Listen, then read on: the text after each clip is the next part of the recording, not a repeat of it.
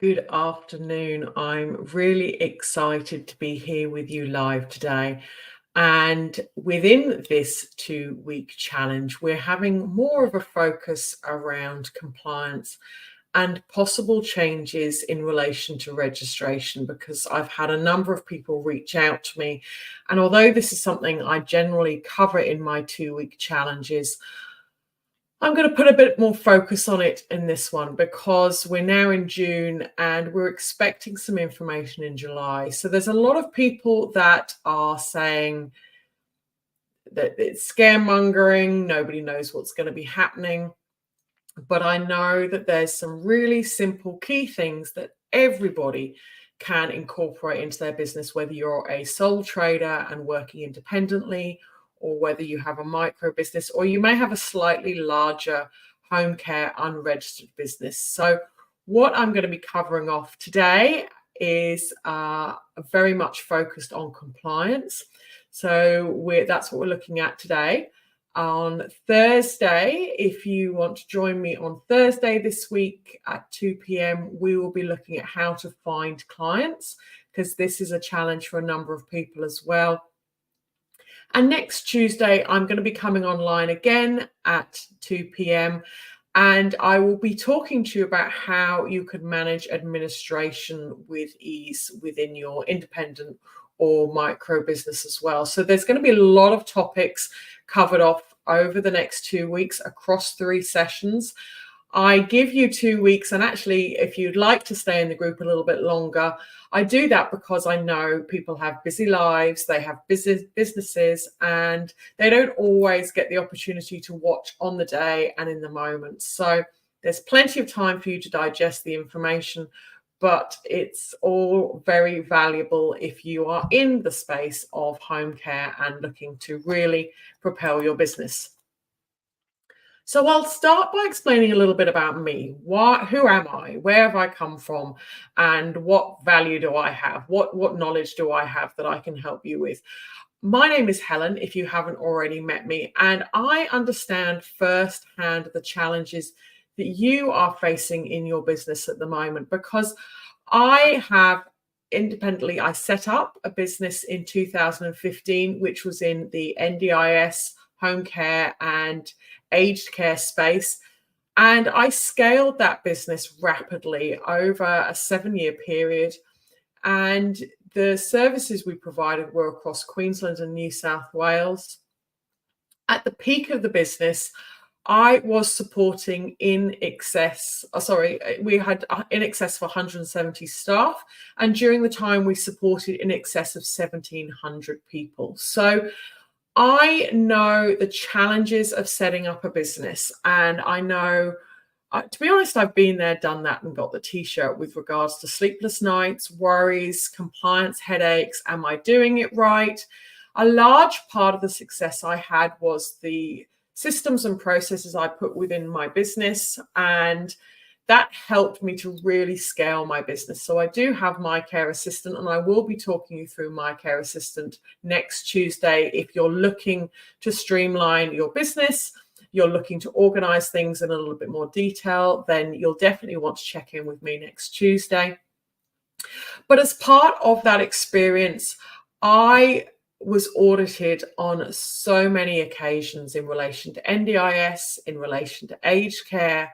Those of you who are in business during COVID, the additional number of checks, monitoring, compliance, I got phone calls asking, what are you doing in relation to this, and this, more in the aged care space. But I've rolled with the punches around compliance. I had very successful audits all the way through my business. And one of the great accolades was that one of the auditors said it was the best NDIS audit she'd done to date, which is an amazing accolade to somebody who, like, we're all learning and growing in the NDIS space. So I hope that the information I'll provide you today will help you if you're in the unregistered space or in the independent space, to make sure that you've ticked off. Hopefully, I'll go through these things with you today and you'll tick off the boxes and you'll go, yep, we're doing that. Yep, we're doing that. Yep, we're doing that. And I really hope that that's the outcome of today. And if anything, you can just walk away going, yeah, I feel confident we are doing everything that we need to do. But you may find that there's some little nuggets that you might walk away with today, because there's always the opportunity for growth in relation to our business. Hand on heart, I can say I could always have done things better in my home care business. So yeah, let's dive into some the overview of what we're going to be covering today. So by the end of today, I will have given you some really clear strategies that I recommend you're doing as an absolute minimum in your business. Whether registration comes, whatever that looks like, the things I'm discussing today are not rocket science. They're not hard to implement, and they are an absolute minimum standard that everybody needs to have in play in their business, whether somebody's coming to check on them or not. This is a business where we are about supporting people, and there is a lot of risk involved in supporting people. So I hope you're able to easily cover off these things that I'm discussing today. And linked in with that, I'll be talking about practical strategies around maintaining boundaries. And the reason why I'm covering that off will be made a little bit clearer as we go through. So where has all of this come from? This has all come from the NDIS review that happened at the end of last year. Oh, I just want to quickly say today, because I've got so much information I want to go through, and I know in the past I always offer us, say, people, if you want to put any comments in the as we go, please feel free to put comments in. But today what I'd ask is, I'm probably just going to focus on the information. So if you do have any questions or queries, please feel free to ask them within the group and I will get back to you. But I really want to focus today on getting through the key information. So I won't be responding to any messages as we go through. So back to the review that happened at the end of last year. The problem that was highlighted as part of the review is that support workers are feeling burnt out and they are leaving the disability sector in droves. And it's really hard for people who are accessing the NDIS to find skilled and qualified staff. So those are the key outcomes. The NDIS is set to grow. I know there's a lot of fear and around scarcity and lack of at the moment, but there are a huge number of people who are in need of good quality supports. And my mission is to ensure that people like yourself have the skill and the support to make sure that they are able to offer excellent quality services. So if you are in this space at the moment, I think now is a really great time to set yourself apart from the competition, to really showcase your skills, your abilities, and your competencies, and you will absolutely fly, because you, with the right know-how, will be able to provide excellent outcomes for individuals. So I hope I'm able to support you on that journey to success. So the review said that the solution was the workers' screenings needs to be, the process needs to be much better. It's a very clunky process. It's really, I was shocked and surprised at how many people are falling through the net and how many people are not being monitored and checked with regards to worker screening. So something has to happen to ensure that everybody is safe and effective at doing their job. They also highlight there need to be minimum online training to ensure that workers understand their obligations, and more opportunities for career progression through short courses and competencies. And they have said they want to improve quality services and ensure safeguards through better risk proportionate regulation. So that's actually why I'm here today. I am looking at the solutions that are being recommended, and I, with my knowledge and experience, am trying to provide advice and guidance to people like yourself to help you and ensure that you are setting yourself up for success. But don't panic, because a note worth making is that they said these changes are not going to be expected overnight. The NDIA needs you. People with disabilities need you to support them, and they need you to be there to provide good quality services. So it's not going to be an overnight decision of you must do X, Y, Z, and if you don't do X, Y, Z, then you're not going to be in business. But everything we can do now to prepare will just make it so much easier for us. So there's a lot of fear around NDIS proposed changes, and there's a number of things that we do know. So we know that improvement and quality services to ensure appropriate safeguards through better risk proportionate regulation.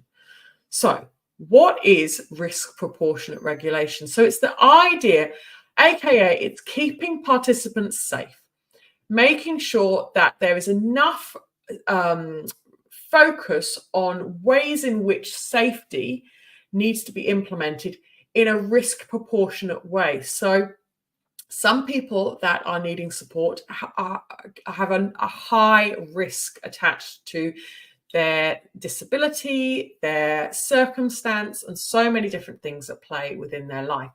And some people don't have that high level of risk, but they need the supports within the NDIS. So that's what it really boils down to, is what is the level of risk in relation to that individual, and are we as providers appropriately managing that risk? And the NDIS will be categorizing, it looks, in 4 levels, what that risk might look like and what response providers are going to need to provide to demonstrate that they are managing that risk.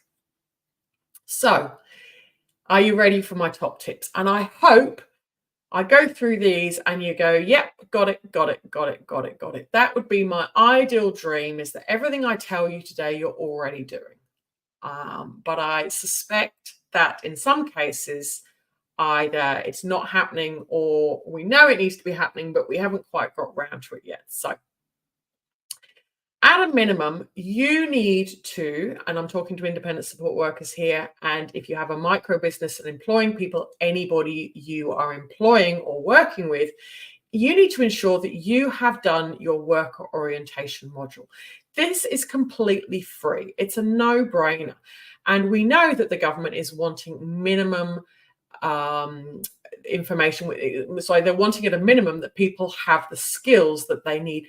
These free worker modules that are available online that you can do and you get a certificate at the end, they don't take a huge amount of time, and they really do cover off very, very valuable information. You may say, Helen, I know it. I've been there. I've done that. I've got qualifications coming out of my ears. And I can hand on heart say the same thing. I did a degree in disability. I've lectured in disability.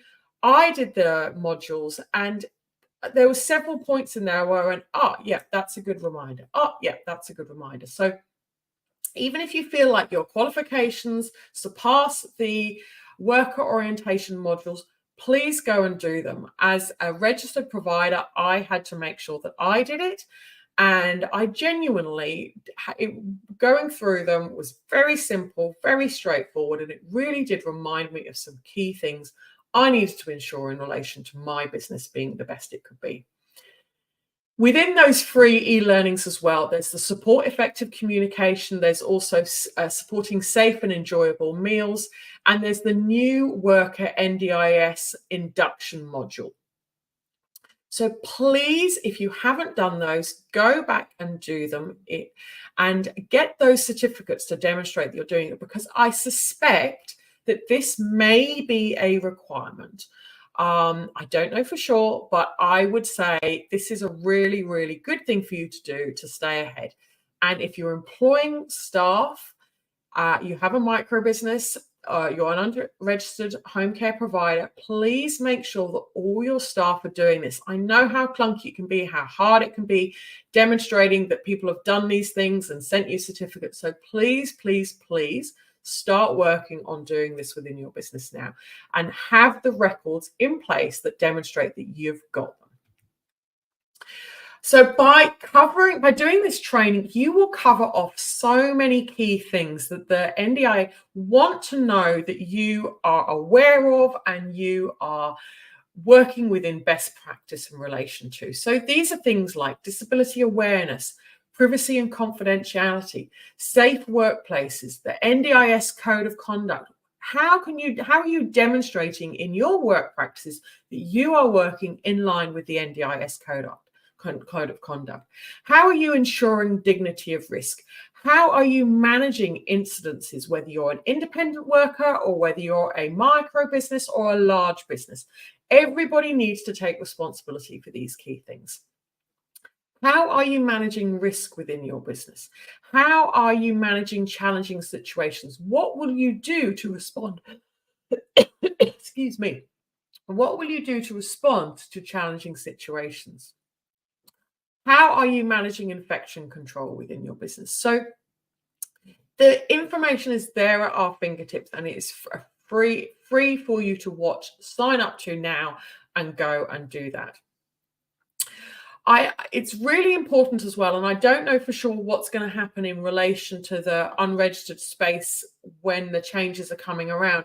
But one of the key things as a registered provider was in relation to how we were managing emergencies. Obviously, with COVID, it completely shook the system up, and the NDIS responded with a requirement for registered providers to really demonstrate that they were able to manage an emergency response.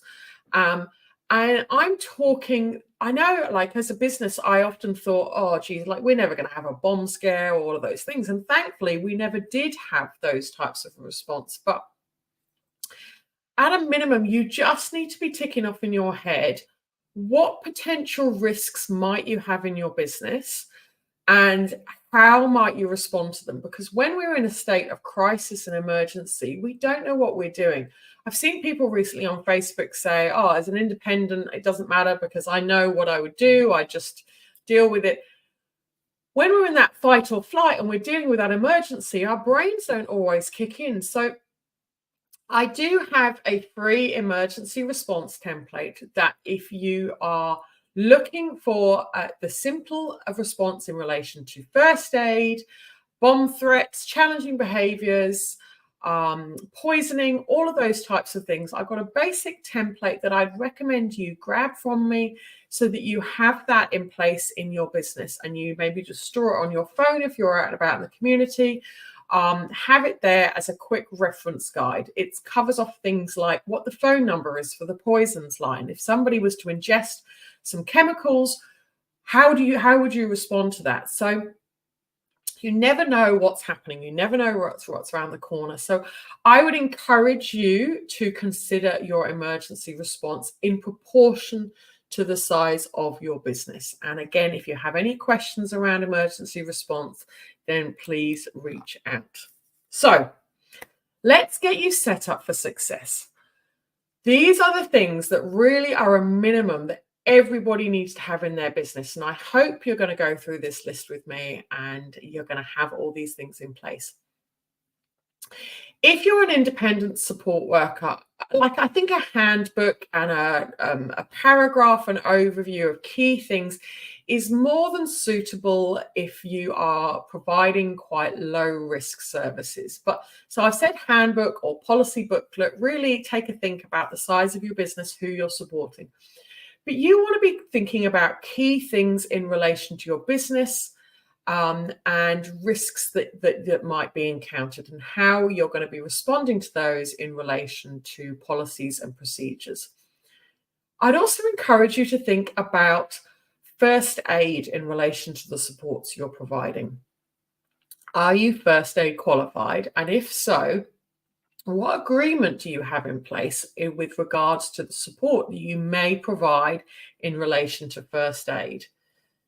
There's no, as far as I'm aware, there's no hard and fast rule about you must be first aid or you don't need to be first aid. It is an individual choice. And I would always recommend when people ask me that you do a risk proportionate decision in relation to whether or not you are first aid qualified and you provide that first aid to individuals. But if you are first aid qualified and if you are looking to potentially provide first aid, have you got something in place that covers off what what you will do in the event of a first aid emergency. And you need to be communicating that to the participants you're supporting, because is that how they want to be supported? And that's a conversation you need to be having with the individuals. I'm going to provide within the group, I know it's a Queensland-based guide, so a number of you are not in Queensland, but there's a really good booklet that came out. I mean, I think it's been around for a good 20 odd years. It's called A Guide for Working Safely in People's Homes, and it is really, I've got it here beside me. I'm going to cover off the key things that are there. It covers off key information around manual tasks, work-related violence, work-related stress, remote and isolated work, biological hazards, latex allergy, hazardous substances, electrical safety, slips, trips and falls, driving risk for workers, and fatigue. It's actually one of the most comprehensive documents I've found, and I always hand it out to people. It's a free resource. You can get it online. I always make sure that people have it because it's actually packed with useful information, and I'd really recommend that you grab a copy of it. I've not found it. It's from WorkSafe. I've not found an equivalent in the other states. There are some things in different states, but definitely check out your local, your WorkSafe website, because there's a lot of free resources on there as well.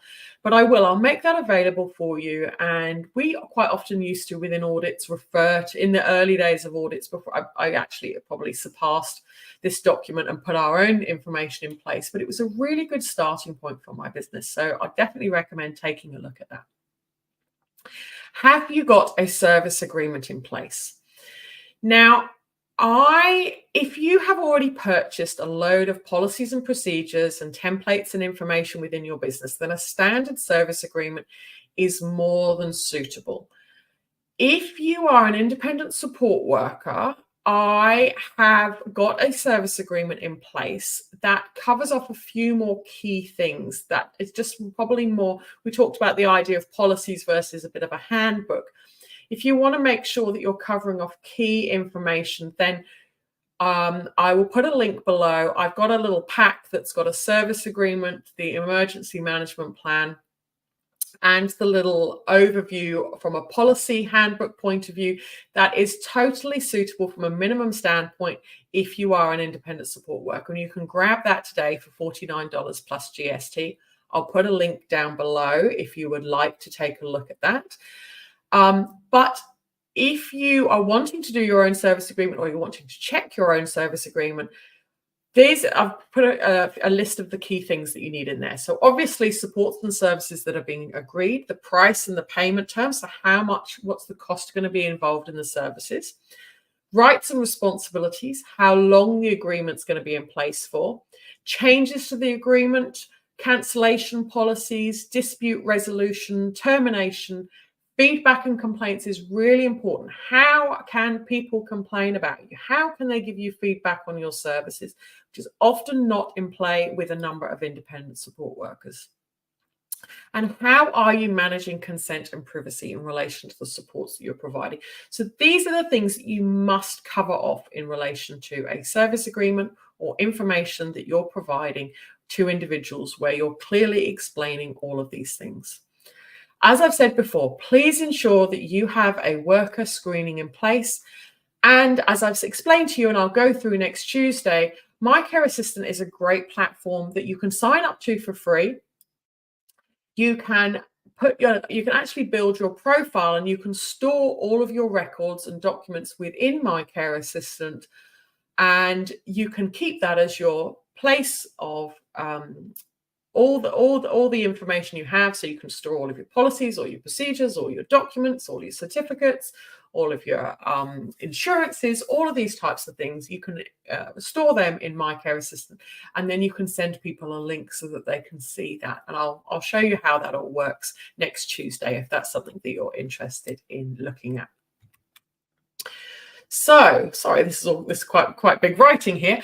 Collecting key information about the individual you're supporting. So you really do need to be gathering information about the individual you're supporting. and be making sure that you're maintaining their privacy and confidentiality, and also making sure that you are keeping this information in a safe place. Again, My Care Assistant is a good place, but there's a number of obviously other places, Dropbox, other places where you can keep information safe and secure. Just make sure that you are doing that. So support plans, they really are what they say on the box. Support plans is what it is you're doing. What are the goals? What are the outcomes? What's is you're working towards in relation to the individual? What are their goals, their needs? Where do they need support? But I just want to cover off a few key things. If you are supporting individuals in relation to medication, a reminder, and for some people, they may not be aware of this, are you appropriately qualified to ensure that you are providing support in relation to medication in a way that is not a risk to the individual you're supporting and not a risk to you and your business? If you're not sure, please reach out. So that's in relation to independent support workers and also in relation to micro businesses and unregistered providers. Are you ensuring, and I'm talking about prompting in medication. Like, this is a big one. A number of people don't realize that they really need to have a minimum level of expertise and knowledge in place, even if they're prompting people with regards to medication. So reach out if you're not too sure about this, and I'm more than happy to advise and guide. But medication is a big one. Manual handling. What are you doing as an independent to protect your body, because you are your business, and what are you doing to protect the individuals you're supporting in relation to ensuring you are providing safe and effective manual handling? And the same goes for those micro businesses out there. Everybody needs to be ensuring they have done a minimum level of training around effective manual handling techniques, and they really need to be updated on at least an annual basis. Again, in a risk proportionate way. If you're not using a hoist in any part of your business, then the need for you being trained in using a hoist probably won't be applicable. But backs, and if you look at the statistics around injury in our sector, the vast majority of it comes from poor manual handling techniques. So please make sure. I do have a guy who I've known very well for a number of years, who has a business called Coastal Therapy. The name of the business is completely gone, but he actually provides, it's $20 for an online manual handling course refresher, and it's a great course. So if anybody is looking for that, I'd always recommend ideally that face-to-face manual handling, but if cost or time or location is a barrier to entry for you, then definitely, as a minimum, some type of online moving and handling annual refresher really is a minimum requirement for keeping you and the people you're supporting safe. Emergency response. In relation to the people you're supporting, who are you going to talk to in relation to an emergency? Now, I'm talking next of kin. I'm talking, have you got easy access to call a next of kin or an emergency response contact in the case of an emergency? And is that information easily accessible to you? Again, if you choose to use My Care Assistant, that's a great platform to have it on, but it's not a requirement. So if you are supporting individuals, how are you going to be easily able to find those emergency contacts in the case of something going wrong? If you are supporting individuals in the home, at a minimum, you need to be doing an environmental risk assessment of that home. And so I've got a larger bundle of information if people are looking for policies, procedures, and more detailed documents. If you're looking for that more comprehensive risk assessment information, please reach out to me. But environmental risk assessment is very important around the supports you're providing in the home. And also, you need to be ensuring, as part of that environmental risk assessment, how are you managing the emergency evacuations? So, how do you know if a fire was to occur in the home whilst you're providing supports? How are you going to exit the building safely? A home is your workplace. If you're supporting somebody in their home, that is your workplace. So you have a responsibility to ensure that you are managing these risks in relation to your business. If you are supporting out in the community, are you doing a community risk assessment? Are you aware of the risks out in the community for that individual? And are you appropriately risk assessing them? So these are key bits of information that you need to be having as a minimum in relation to the people you're supporting. My next tip is to keep your skill levels up to date. So we talked about emergency response. What are you doing within your business to make sure that you're constantly checking up, working on? Are you ensuring that you are able to manage emergencies? Do you know what you would do in the event of your car breaking down or there being a car accident whilst you're supporting the individual? What would you do in that instance? How would you ensure the safety of the participant, your safety, and manage that emergency situation? So these are the types of things that we all come across it like, but do we actually think about, what steps we take in relation to those incidences? As I've said, manual handling really needs to be done on at least an annual basis, and you need to be risk assessing any manual handling activities. You need to be making sure you're keeping yourself up to date with regards to infection control, making sure that you've got the appropriate PPE in place, hand sanitizer. There's a few different types of free infection control training that you can access online. As I've said, it's in that worker orientation training. So if you haven't seen that on the NDIS, then that's a great starting point. And if you're looking for a refresher around infection control, I can definitely recommend a few places, but if you just Google infection control, there's some great stuff out there that just helps keep you up to date, keep you informed, and just write a record for yourself. If you're working independently or if you have a business, make sure you record those bits of information about how you're keeping and managing infection in relation to risk in your business. Are you ensuring you're risk assessing individuals? So we talked about the environmental risk assessment. We talked about the community risk assessment. Are you appropriately risk assessing the individual? When you kind of do what I call an intake, so when somebody comes on board with you, how are you identifying the potential risks? There's great little checklists where you can look at potential risks. Are there risks around challenging behavior? Are there risks around manual handling? Are there risks around others? So in the home, are there other people in the home that may pose a risk to you or the individual? Are there risks around abuse with the individual you're supporting? So you really need to be, as part of your intake process and on a regular basis, reviewing the risks in relation to that individual and making sure that you have an appropriate risk assessment in place for that individual that is reviewed on a regular basis. I'd recommend at least annually, and if the needs of the individual change. But you really do need to be thinking about what control measures can you put in place to reduce the risk to the individuals you're supporting. And another consideration I'd like to put out there is around lone workers. So if you're in the registered space at this moment in time, there's quite a lot of regulation around managing risk in relation to daily personal activities.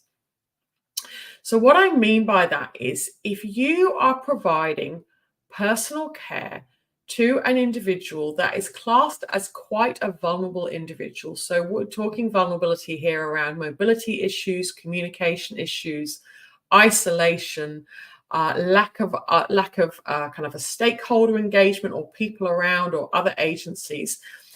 So if you, at this moment in time, are supporting an individual that might come under this criteria, so they are quite isolated, and you are providing personal care, and you may be the only person involved in that personal care, then what are you doing to reduce the risk to that individual? As I say, this is quite a regulated space in relation to those registered providers. And if you are currently supporting somebody who may be in this more vulnerable support setup environment with little external eyes on them, I suppose, for want of a better word, and you're providing support, you may be placing risk on yourself, and you may be placing risk on the individual. If that's the case, please reach out to me and I will provide you with some short-term guidance around strategies that you can be doing to reduce the risk for the individual and reduce the risk for yourself. So I just want to mention that one. I don't know what's going to be happening in relation to compliance and regulation in relation to that, but if you're in the micro business space and you do, because I understand there's a number of people where you maybe just have one worker who's going out to one individual, please reach out to me, because this is a space and an area where I think more eyes need to be on it, and people need to be considering how they're managing risk in relation to it. So if people are showing interest in relation to this, I'm happy to provide further training on it. What I'd recommend you do is you actually do a self-assessment of your business.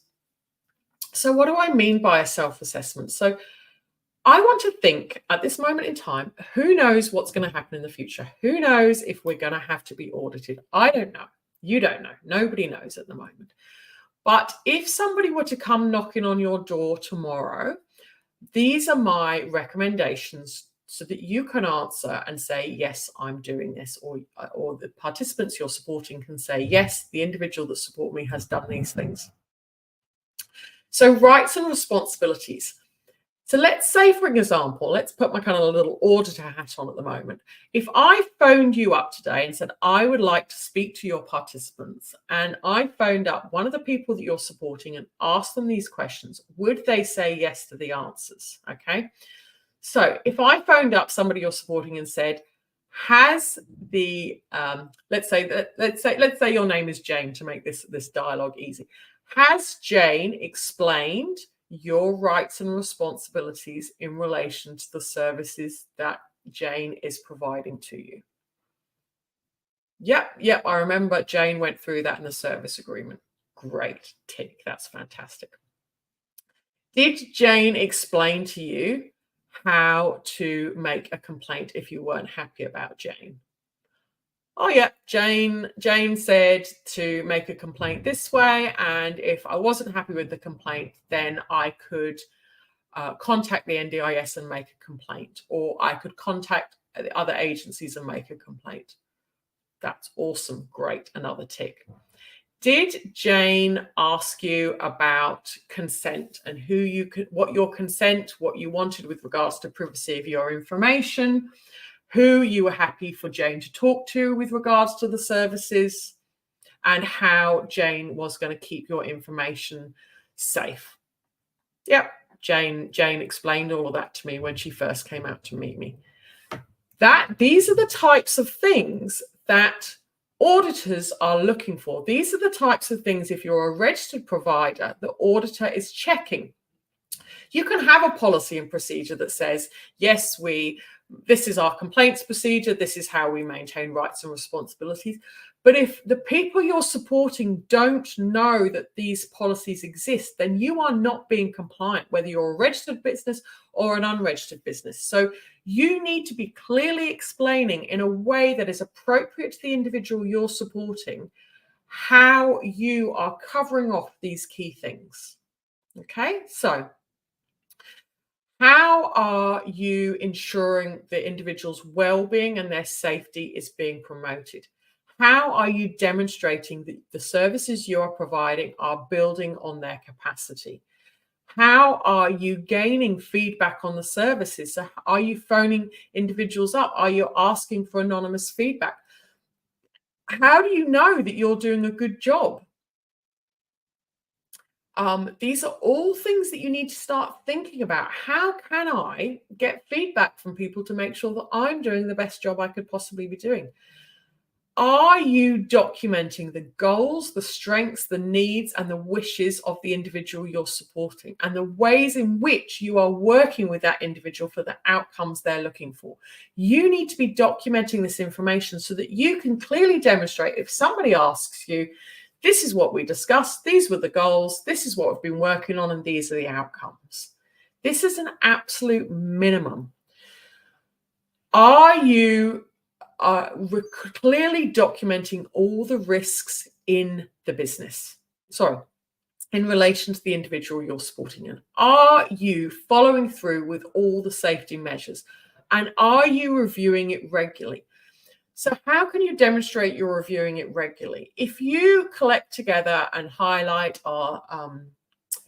Betty has a risk of fall. Betty has a risk of falling. She's had 3 falls in the last year.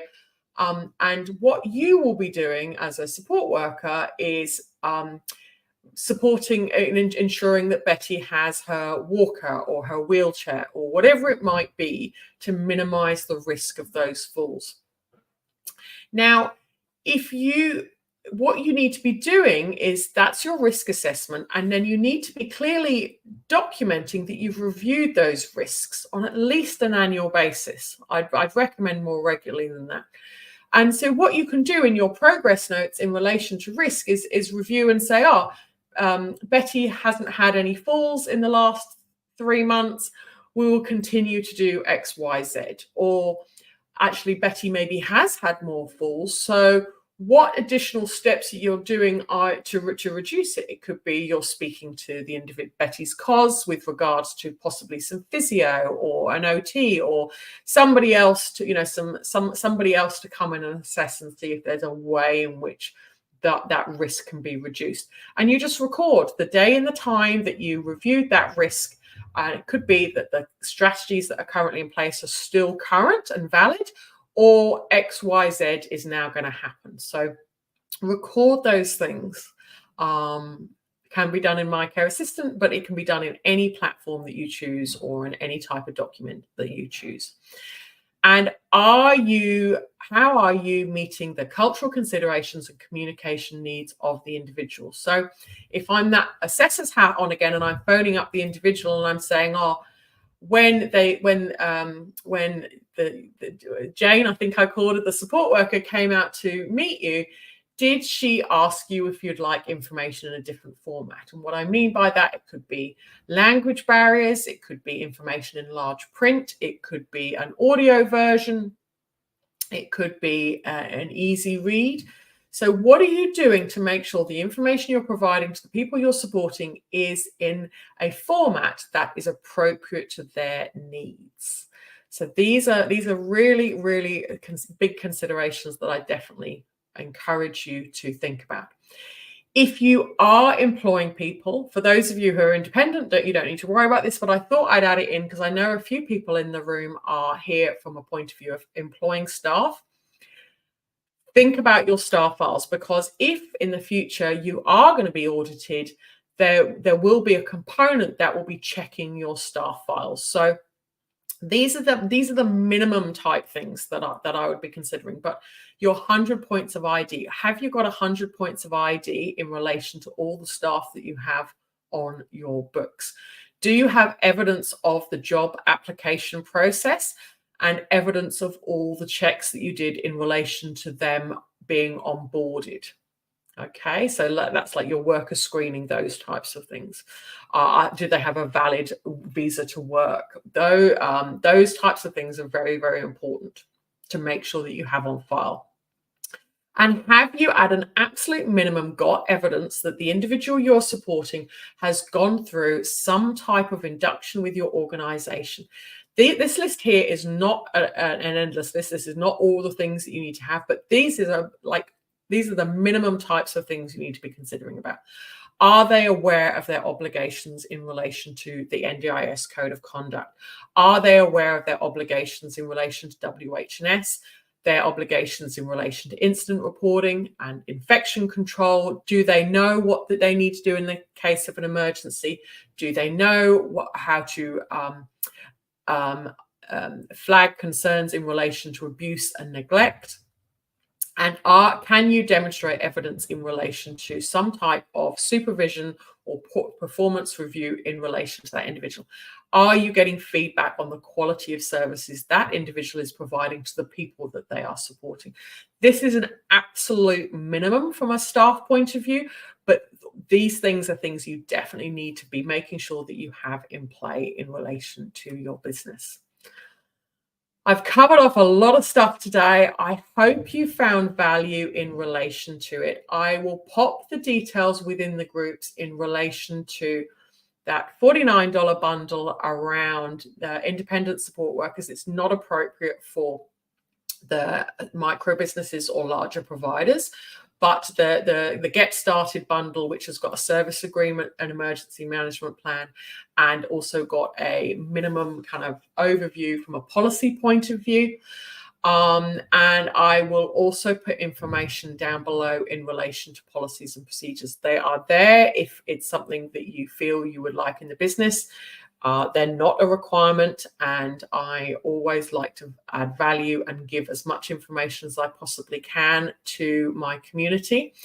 So that's pretty much a wrap for today. Thank you for joining me. If you do have any questions or queries, or you'd like to reach out, please do so in the group. I will be happy to provide responses to any questions that you have. And I look forward to seeing you online on Thursday. So I'm going to be back again on Thursday. And the topic on Thursday is all around how to find clients. So I know some people have a challenge around finding clients, and I will be giving you some really cool advice onto how to find clients with ease in our session on Thursday.